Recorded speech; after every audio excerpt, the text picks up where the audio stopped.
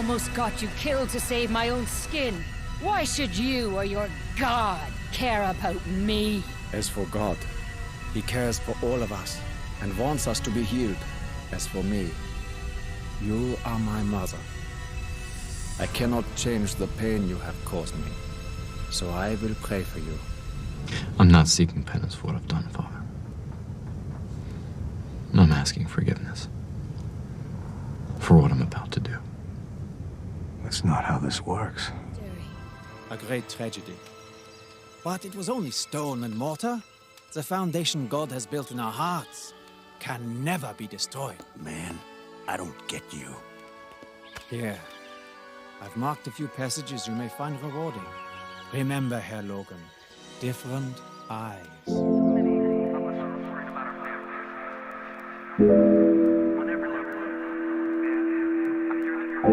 Recently over my holiday break, I decided to binge watch some shows. Young Justice Seasons 3 and 4, all 5 seasons of the 90s X-Men episodes, and Wolverine and X-Men. While binging these shows, there were a particular set of scenes of the same theme that were intriguing, which you obviously know by the video's title and thumbnail what that theme is. Yeah, the portrayal of Christian characters or characters who hold a sense of Christian belief in these shows. So, we'll be touching on a few key points and our perspective on it. Starting off with the first character in order of my binging and discovery, Dr. Fate from Young Justice Season 4. Now eventually I plan on covering the entire creation of the DC mythos as it has some heavy, warped Christian elements, but until then I'll be sticking to Young Justice canon, which has some variation from the version of Dr. Fate in other DC media. So Dr. Fate as in the entity of Naboo itself isn't a Christian, it obviously isn't. I'm talking about the human host Giovanni John Zatara, according to the show, and his dialogue seen throughout episode 11 of season 4. But before getting into that particular dialogue, I'd like to cover some background info on who Zatara is in the DC universe first, where the info for this will be coming directly from the DC fandom wiki because the Young Justice fandom doesn't have much on Zatara. But here's the background info. He is the father of Zatanna and a member of the Justice League, as well as being a magician within the DC universe. On his 15th birthday, Zatara's grandfather, the famous stage magician Luigi Zatara, gave him a box of tricks for his magic act. Zatara showed an aptitude for stage magic and began pursuing it professionally at the age of 19. But his early attempts at performing professionally were unsuccessful until he discovered the notebooks of his reputed ancestor Leonardo da Vinci. While reading the notebooks which Leonardo wrote in backward spelling as a security precaution, Zatara learned that he had the gift of true magic. With his new knowledge, Zatara developed a successful stage show. During his premiere performance, a fire broke out on stage, forcing Zatara to use true magic to put it out. While the audience mistook the incident as part of the act, Zatara realized the true value of his power and he resolved to use it to help others for good. During his early superhero years, Zatara had a confrontation with King Inferno on the slopes of a mount in Turkey. Zatara was severely injured due to the battle ending in a massive rock slide, but was rescued and nursed back to health by a woman named Cendella, a member of the race of humans with innate magical powers called the Homo Magi. After a time, Cendella and Zatara married and had a daughter. Cendella seemingly died shortly after giving birth to Zatanna during a car accident.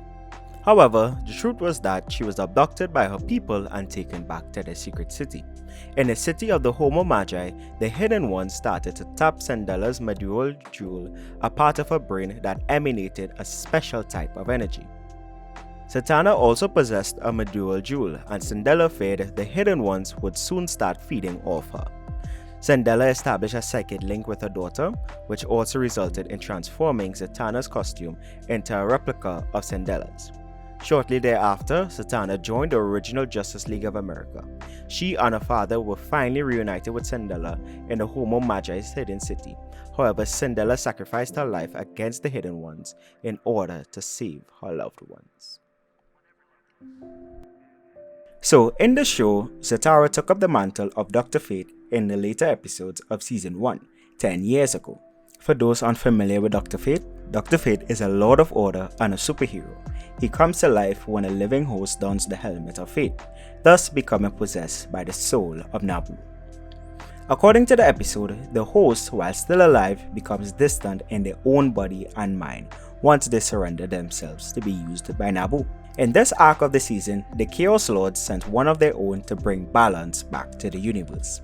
As I said, I plan on covering the creation story of the DC Universe as well as the cosmic hierarchy in the DC Universe, which touches on the Chaos and Order Lords at a later date, so stay tuned for that. But back to the show. Zatara is trying to get the help of Dr. Fate to help defeat the Chaos Lord running rampant, but Nabu is unwilling, which leads to this interesting piece of dialogue going into detail about the relationship between Nabu and his host bodies, and the effects that being a host of Nabu has on a human, where in the dialogue, Zatara credits his faith in a higher power as a reason why Nabu was able to use him so long. His faith in God, where he literally makes a cross and says the Our Father. Here's the scene.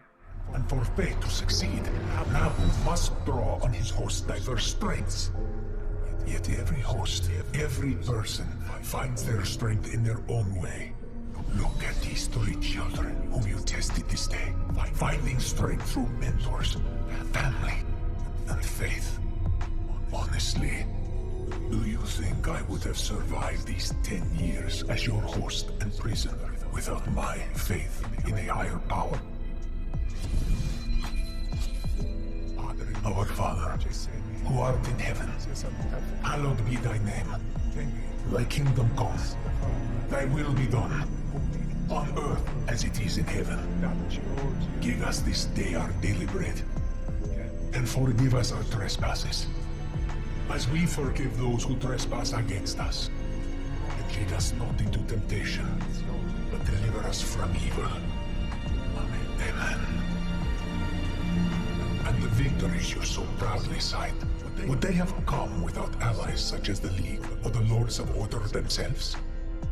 You view cooperation as chaos, but it is only in the combined strength of all these individuals, in the unity of the disparate, that order may truly rise out of chaos. You must know this on some level. Then, at the end of episode 13, during the credit roll scene, Zatara is being counseled by Black Canary about the past 10 years of his life, after he was released from being Nabu's host through a deal bargained by Zatanna, where he places emphasis that had it not been for his faith and love for his daughter, he would not have made it through the past decade. We're here to talk about your 10 years, Giovanni, not mine. Oh, there isn't much to say. My faith in God and my love for my daughter got me through the long night. The long night. The next character is Nightcrawler, the mutant with teleportation powers from the X-Men. To start off, Kurt Wagner is a child of the mutant Mystique and a demonic-looking mutant Azazel. Now, I'm going to go down a Marvel fandom wiki rabbit hole to connect some dots on relevant, interesting information. Azazel claimed he was one of the oldest mutants, part of a group of demonic-looking mutants called the Nightcrawler. He even claimed that he once battled Mephisto and others for the title of Satan.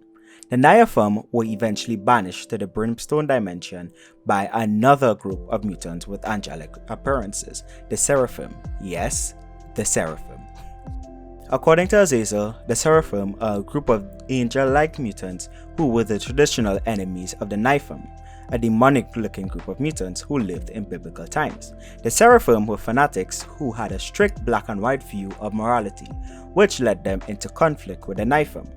This escalated into a holy war, causing the Nightcrawler to either flee or be exiled into an alternate dimension.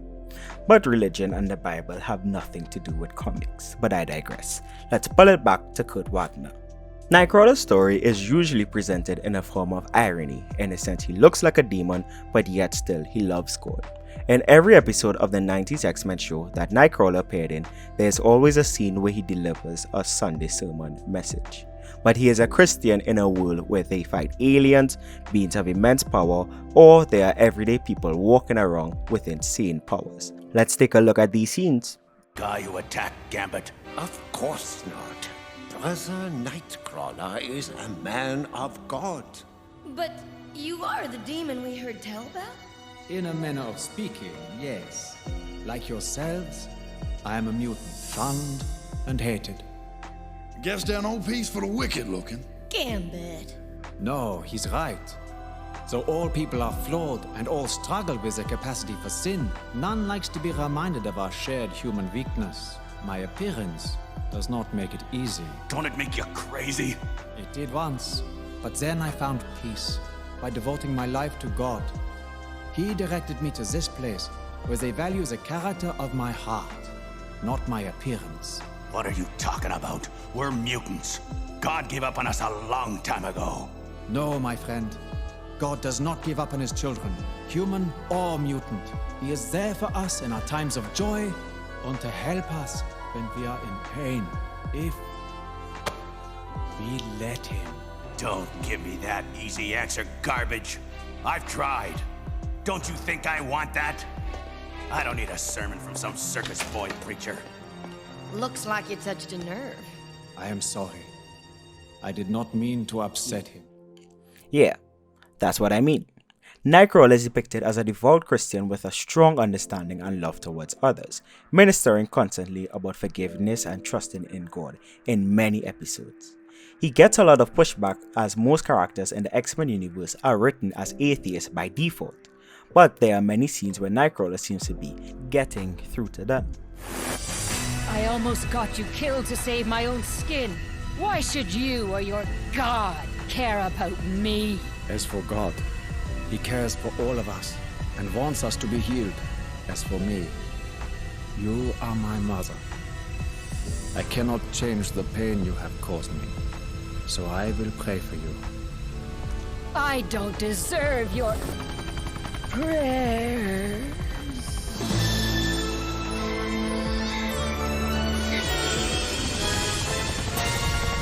Mother! You're next, demon! God help you, brother.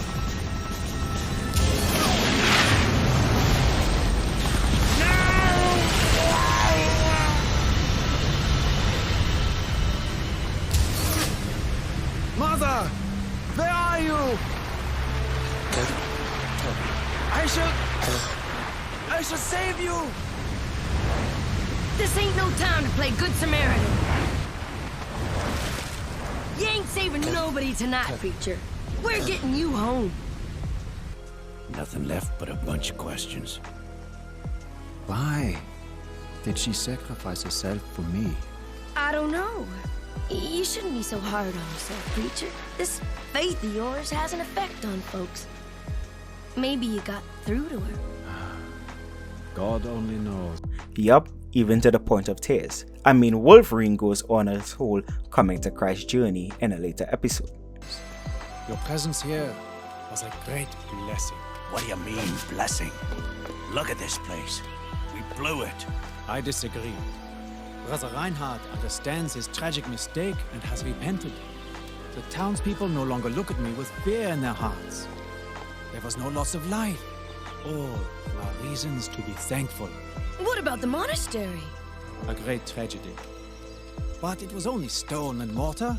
The foundation God has built in our hearts can never be destroyed. Man, I don't get you. Here, I've marked a few passages you may find rewarding. Remember, Herr Logan, different eyes. Now, from the shows I recently watched, only Nightcrawler and Zatara were the ones I saw exhibiting this theme. But characters commonly brought up in the list of Christian superhero conversation are Daredevil.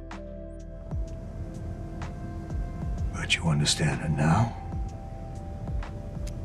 Perhaps this will be easier if you tell me what you've done.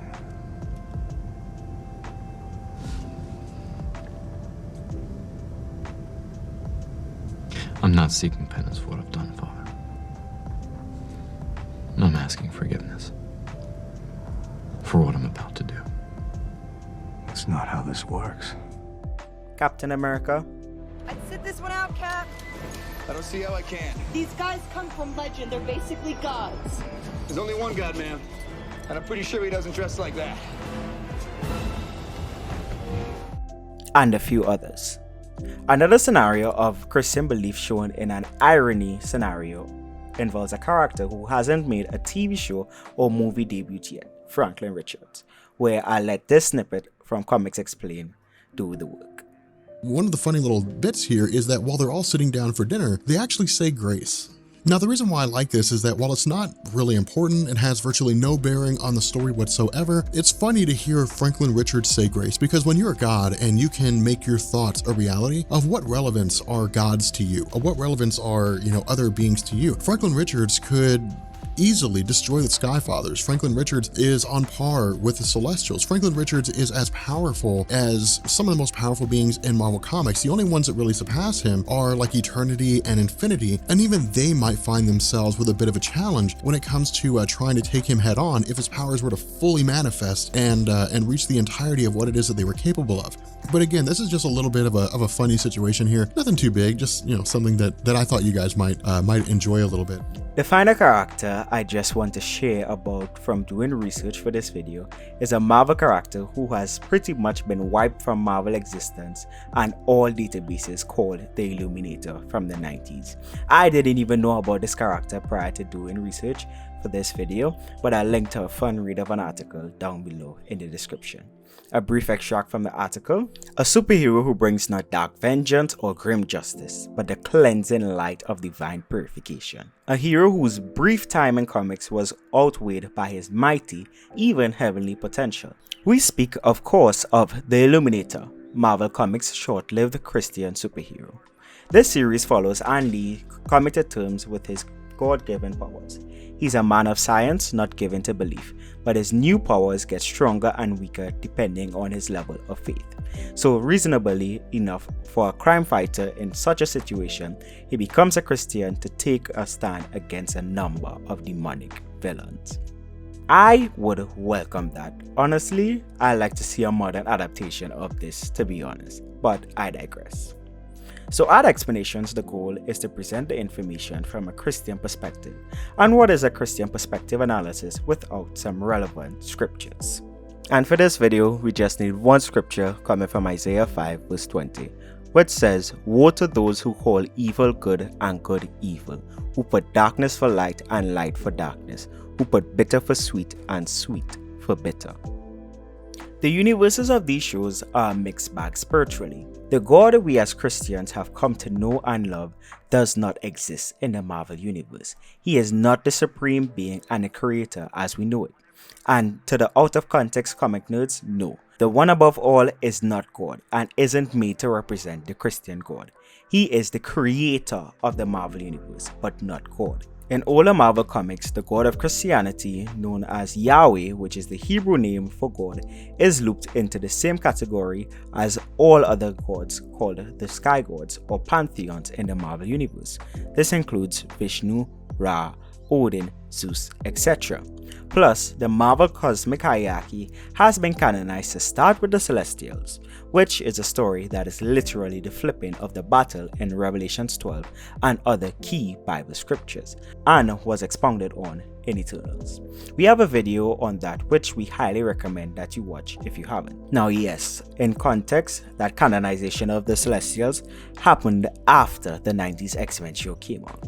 The X-Men show came out in 1990s and the Celestials universe creation comic was not written until the 2000s in the Ultimates comics. But if we were to go off of the show and the comic material of the 90s and prior, and even the views of main figureheads of Marvel like the late Stan Lee at the time, we can see that these interactions in these shows were not written to actually show reverence to God, as many would like to make them out to be.